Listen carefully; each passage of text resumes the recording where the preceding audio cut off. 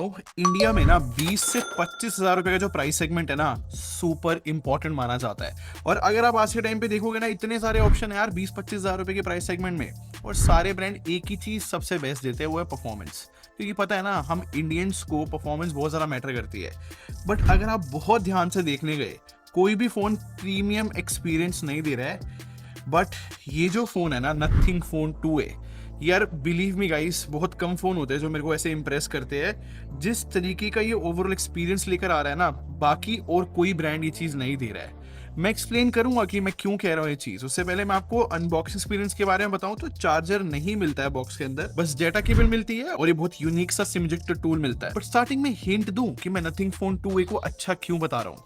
बस इतना समझ लो, जो नथिंग फोन 2 आया था 45,000 का, जिस तरीके का वो सॉफ्टवेयर एक्सपीरियंस देता है, सेम इस फोन में मिलता है। और भी चीजें हैं जो इस फोन में मेरे को बहुत खास लगी, जिनको मैं आगे चलते हुए बताऊंगा। बट स्टार्ट करने से पहले बता दूं, मेरा नाम है संचित, चैनल का नाम है टेक बार।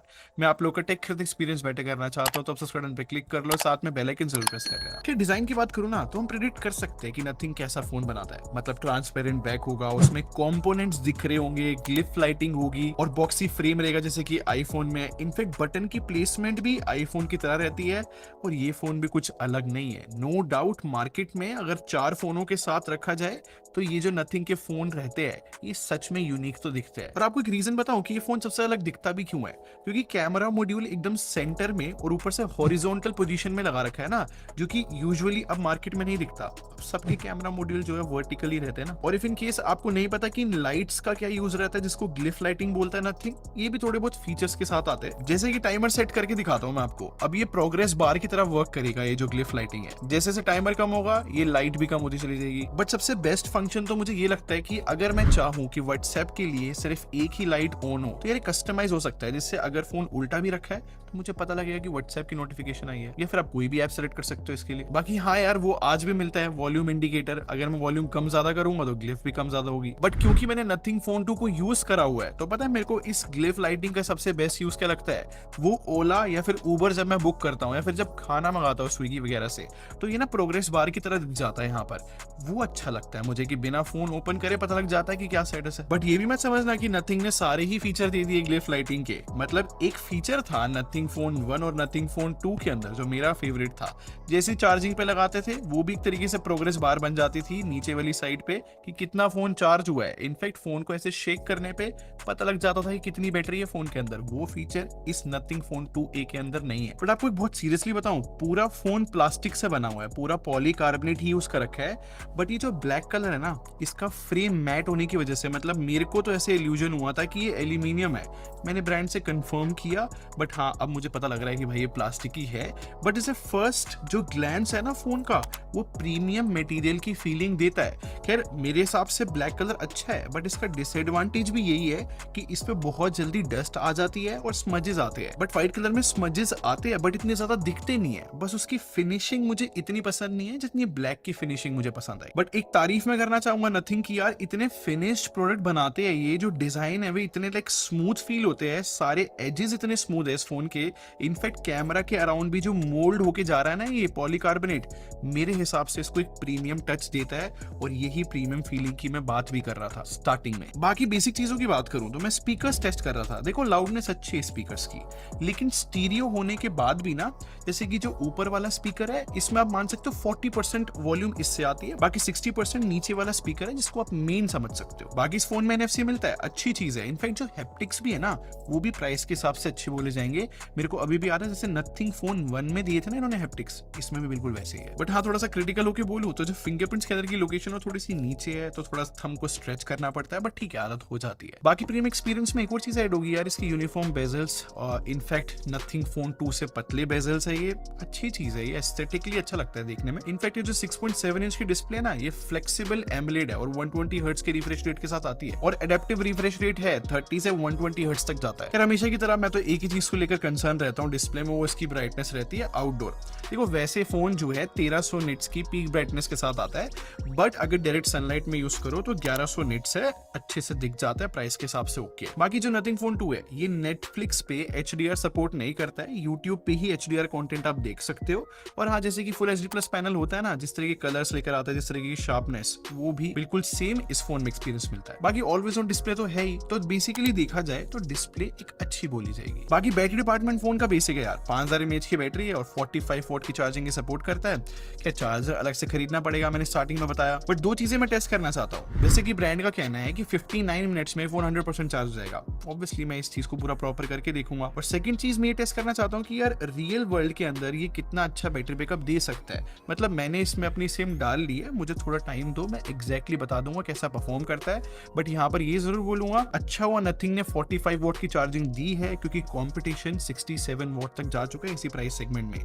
ये हमेशा कम वॉट की चार्जिंग देते थे ना। बाकी हाँ, कम से मुझे याद आया, परफॉर्मेंस के बारे में बात करूं, जिस तरीके का प्रोसेसर इस फोन में है वो इतना अच्छा परफॉर्म नहीं कर रहा, लाइक परफॉर्मेंस कम फील हो रही है। आई मीन इस फोन में ना MediaTek Dimensity 7200 प्रो प्रोसेसर है, और जो प्रोसेसर में प्रो लगा हुआ है ना, इसका मतलब ये है कि नथिंग ने MediaTek के साथ कोलैबोरेट करके कुछ थोड़ा बहुत कस्टमाइज करा है प्रोसेसर में। और जो मेरा फोन है ना 12/256 GB वाला है, इस फोन में जो रैम है वो LPDDR4 है, और जो स्टोरेज है वो UFS 2.2 है। आई मीन जिस तरीके की रैम लगी है और जिस तरीके की स्टोरेज है, ये कॉम्पिटिशन के हिसाब से बेस्ट नहीं है। और अगर मैं इस नथिंग फोन 2A के बेंचमार्क्स के बारे में बात करूं ना, तो मैं रेफरेंस के लिए iQOO Z7 Pro रखना चाहूंगा। इसमें भी सेम प्रोसेसर है, और अब देखो रिजल्ट्स। अब यहाँ पर iQOO जो है ना 7.3 लाख का स्कोर ला पा रहा है, जबकि नथिंग जो है 6.8 लाख के अराउंड ही है। और एकदम सेम स्टोरी Geekbench की भी है, मल्टीकोर स्कोर देखो, दोनों फोन में डिफरेंस है, iQOO 2700 के अराउंड है। बट जो CPU थ्रॉटलिंग है ना, वो दोनों फोन का सिमिलर ही बोला जाएगा, लाइक माइनर डिफरेंस भी नहीं। बट स्टिल पता है बात क्या है, अगर मैं बेंचमार्क्स को ट्रांसलेट करके बताऊं तो सिंपली एक चीज तो कंफर्म हो रही है कि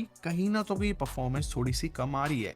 और ये सेम चीज मैंने रियल वर्ल्ड में भी देखी है, जब मैं गेमिंग वगैरह कर रहा था। जैसे कि BGMI का एग्जांपल मैं देता हूँ, स्मूथ एक्सट्रीम पे गेम प्ले कर रहा था मैं, जो कि 60 FPS की गेमिंग होनी चाहिए थी, बट कुछ ही देर बाद नथिंग फोन 2A जो है 50 FPS पे आ गया। और फिर जब मैंने थोड़ी देर और गेम प्ले करा तो भाई 40 FPS पे आ गया था ये फोन, जो कि बिल्कुल अच्छा साइन नहीं है। बट वियर्ड और सेम टाइम पे इंटरेस्टिंग बात ये है कि जब इस फोन में मैंने COD खेला, उसमें 90 FPS की सेटिंग अवेलेबल थी, और गेम प्ले जो है ना 90 FPS पे आ रहा था, वहां पर फ्रेम ड्रॉप्स वगैरह नहीं देखने को मिले। देखो फिलहाल देखा जाए तो BGMI में देखो परफॉर्मेंस की कमी है, हो सकता है कि नथिंग की वजह से ऑप्टिमाइजेशन ढंग से नहीं हुई हो, सॉफ्टवेयर अपडेट आए और ये चीजें सॉल्व हो जाए। पर पता है मेजर कंसर्न क्या चल रहा है इंटरनेट पे, जितने भी लेटेस्ट फोन आए हैं ना, उन सब में UFS 3.1 स्टोरेज है। लोग नथिंग से भी एक्सपेक्ट कर रहे हैं कि इसमें UFS 2.2 क्यों दी, UFS 3.1 होनी चाहिए थी। बट पता है मेरा ओपिनियन क्या है, 23,000 रुपीज का फोन है यार, और सारी चीजें प्रीमियम नहीं दी जा सकती। और ये बात मैं पता है क्यों कह रहा हूँ, जिस तरीके का सॉफ्टवेयर एक्सपीरियंस ये फोन दे रहा है ना, जो स्मूथनेस ये दे रहा है, मैं सीरियसली बहुत सोच समझ के बोल रहा हूँ, बट इसका सॉफ्टवेयर एक्सपीरियंस डायरेक्टली कॉम्पीट करता है 50 या फिर 60,000 के फोन के साथ। इस फोन में नथिंग OS 2.5 है और Android 14 है out of the box. But सबसे कूल बात पता है क्या है, जैसे कि नथिंग फोन 2 के अंदर सॉफ्टवेयर एक्सपीरियंस मिलता है ना, एग्जैक्टली सेम बिना कोई कॉम्प्रोमाइज के नथिंग फोन 2A में दिया है। इस फोन में सॉफ्टवेयर का कोई भी फीचर मिसिंग नहीं है, इसमें ब्लोटवेयर नहीं मिलता, मतलब ज्यादा प्री इंस्टॉल एप्स ऐड वगैरह नहीं है, और जो UI है ना चलाने में बहुत स्मूथ है। और ये जो लॉक स्क्रीन से होम स्क्रीन का ट्रांजिशन है ना, ये बहुत स्मूथ है यार, प्रीमियम फोन देता है। और ट्रांजिशंस को तो बहुत सीरियसली ले रखा है, जैसे ऑलवेज ऑन डिस्प्ले से अगर मैं पावर बटन दबाऊं, ये स्मूथनेस है यहाँ पर, मतलब कि ये चीज OnePlus में भी नहीं मिलती यार। जब मैं वॉलपेपर चेंज कर रहा था ना, मैंने देखा कि यहाँ पर मैं कुछ चीजें सेलेक्ट कर सकता हूँ और मेरी पसंद का जनरेट भी कर रहा है वॉलपेपर। और इन सब चीजों के साथ ना 3+4 ईयर्स की अपडेट पॉलिसी। और अब बताओ मैं कैसे इसको प्रीमियम एक्सपीरियंस ना बोलूं। और एक और चीज बताता हूँ आपको, कैमरे में भी कोई ऐसा सच कॉम्प्रोमाइज नहीं है, मतलब 50+50 मेगापिक्सल का सेटअप है। और ये फोन जो है ना मेरे स्टूडियो में पिछले 10 दिन से रखा हुआ है, और इस 10 दिनों में 2 बार तो सॉफ्टवेयर अपडेट सिर्फ कैमरे के ऊपर आया है, और वो अपडेट्स इंस्टॉल होने के बाद एक्चुअली में कैमरे में इंप्रूवमेंट्स दिखी मेरे को। और अगर फोटोज दिखाऊं तो एक बात जरूर बोलूंगा, डिटेल्स अच्छी आती है और जूम करने पे ओवर शार्पनेस भी नहीं दिखती। और डायनेमिक रेंज देखी जाए तो मेरे को तो वो भी अच्छी लगी, और कलर्स भी अच्छे आते हैं। वो अलग बात है कि कलर्स थोड़े से पंची होते हैं, सैचुरेटेड होते हैं, बट ठीक लगते हैं। और अगर कॉम्प्लिकेटेड लाइटिंग भी होती है ना, तब भी ये सही संभाल लेता है। बस पता है मेरे को कमी कहां पर लगी, जैसे ही मैं 2x पे फोटो खींचता हूँ ना वहां पर ओवर शार्पनेस दिखती है। इनफैक्ट 2x जो है ना ज्यादा खराब मुझे पोर्ट्रेट मोड में लगता है, क्योंकि यहाँ पर जो ओवर शार्पनेस है ना वो थोड़ी सी फेक लगती है और जो कटआउट आता है 2x पे वो इतना अच्छा नहीं रहता। बट इसी का रिवर्स, अगर मैं 1x पे पोर्ट्रेट मोड वाली फोटोज खींचता हूँ ना तो यहाँ पर कटआउट देखो यार कितना सही आता है। इनफैक्ट कलर्स भी अच्छे हैं, ना ही ओवर शार्पनेस दिखती।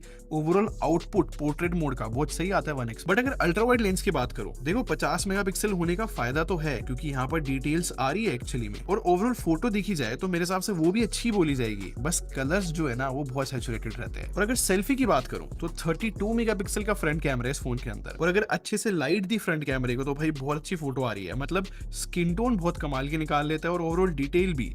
बट जैसे ही लाइट के अगेंस्ट कोई फोटो खींचो या फिर कॉम्प्लिकेटेड लाइटिंग हो तो वहां पर ये थोड़ा सा मिस करता है। बट एक बात बताऊं, मैं बार बार भूल जाता हूं कि ये फोन 23,000 रुपए का है और इतना क्रिटिकल नहीं होना, क्योंकि जब मैंने iQOO Z7 Pro से कंपेयर की इसकी फोटोज को, जो कि मैं आपको दिखाता हूं, तो iQOO ना ज्यादा कॉन्ट्रास्टी है। मेरे ओपिनियन में नथिंग की जो फोटोज है ना वो ओवरऑल देखने में ज्यादा बेटर लगती है, मे बी थोड़ी सी वार्म रहती है, जबकि iQOO का थोड़ा सा वाइट बैलेंस कूल की तरफ रहता है। और सबसे बड़ी बात, अगर फ्रेम में लाइटिंग कम हो तो वहां पर ज्यादा रियलिस्टिक तरीके से फोटो कैप्चर नथिंग करता है, iQOO थोड़ा सा आर्टिफिशियल हो जाता है। और इसी पॉइंट से मुझे याद आया, नथिंग फोन 2a का जो नाइट मोड भी है ना, मतलब उसमें सबसे पहली चीज यही देखी जाएगी कैसे वो रियलिस्टिक लाइटिंग कर देता है। मतलब अगर मैंने डार्क सीन की फोटो खींची है तो वो उसको बहुत नेचुरल तरीके से ब्राइट कर देता है। मतलब ऐसा लगता ही नहीं कि नाइट मोड की फोटो है, जो कि अच्छी चीज है ऑब्वियसली। तो सीधी बात ये है कि फोटोज में नथिंग फोन 2a बहुत सही परफॉर्म कर रहा है, और iQOO Z7 Pro में एक और बात, अल्ट्रा वाइड नहीं है जबकि ये दे रहा है, तो ऑब्वियसली फोटोज में इसको लाइक ब्राउनी पॉइंट्स मिलेंगे। बट एक जगह है जहां पर नथिंग फोन 2a अच्छा परफॉर्म नहीं करता, वो है वीडियो। मतलब 4K 30 FPS में शूट कर रहा था